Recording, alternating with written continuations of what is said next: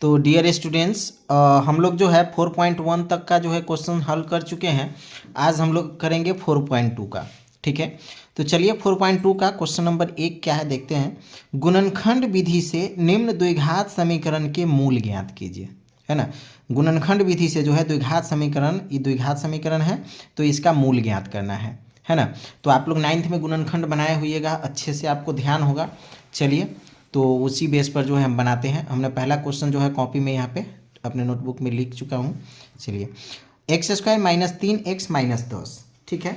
तो चलिए हमको जो है इसको सॉल्व करना है सबसे पहले।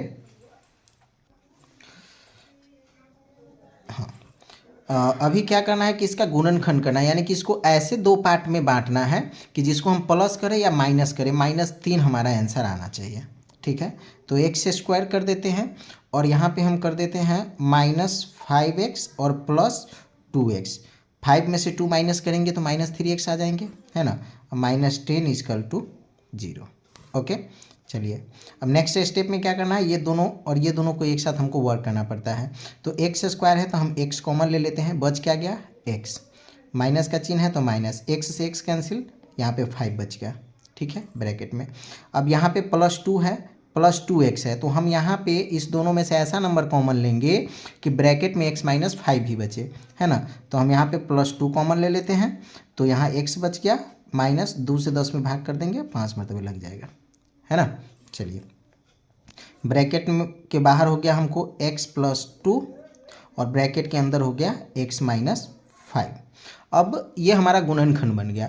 अब हमको इसका क्या करना है, मूल ज्ञात करना है। तो मूल ज्ञात करने के लिए सिंपल सा हमको क्या करना पड़ेगा कि x + 2 इसके इक्वल में 0 और x - 5 इक्वल में 0। ठीक है, और कुछ नहीं करना है। अभी क्या करना है कि +2 को बराबर की इधर ले जाना है ना।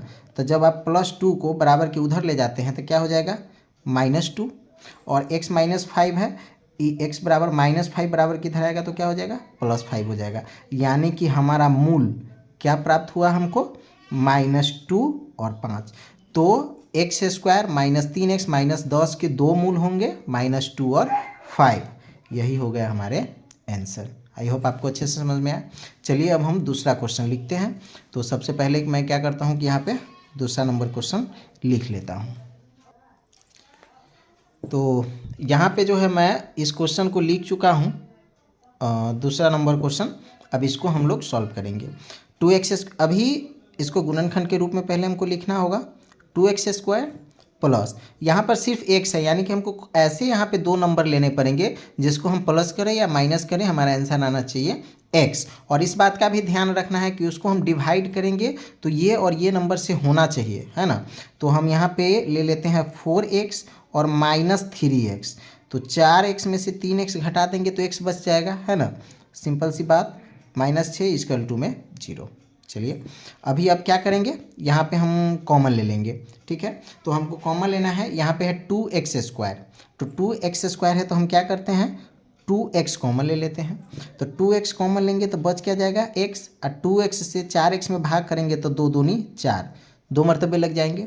चलिए, -3x है तो यहाँ पे हम क्या करते हैं 3 कॉमन ले लेते हैं। तो 3 कॉमन लेंगे तो x बच गया, और 3 से 6 में भाग कर देंगे तो हो जाएगा 3 दूनी 6। ओके, सॉरी 2, और माइनस प्लस, तो 3 दूनी 6, 2 मरतबे लग गए। ठीक है, ये 2 है। चलिए, ब्रैकेट में सेम नंबर आ गए, बाहर ये नंबर आ गए। चलिए अब हम इसको कॉमन ले लेते हैं। 2x यहाँ पे है -3 और ब्रैकेट के अंदर है x + 2। ठीक है, अब हमको इसका मूल भी ज्ञात करना है। तो मूल ज्ञात करने के लिए हमको वही करना होगा कि इक्वल टू में 0 डालना है। 0 तो है ही है ना सभी में, तो वही करना है कि 2x - 3 = 0 और यहाँ पर x + 2 = 0। चलिए, तो यहाँ पे 2x - 3 है तो 2x = -3 इधर आएगा तो 3, फिर यहाँ से x छाटेंगे तो ये हो जाएगा 3/2, है ना। 2 गुना में इधर आएगा तो भाग में हो जाएगा। यही काम यहाँ करेंगे। तो x + 2 है, उधर गया तो क्या हो गया -2। तो हमारे पास यहाँ पर x का 2 वैल्यू आया, 3/2 और -2, 3/2 और -2।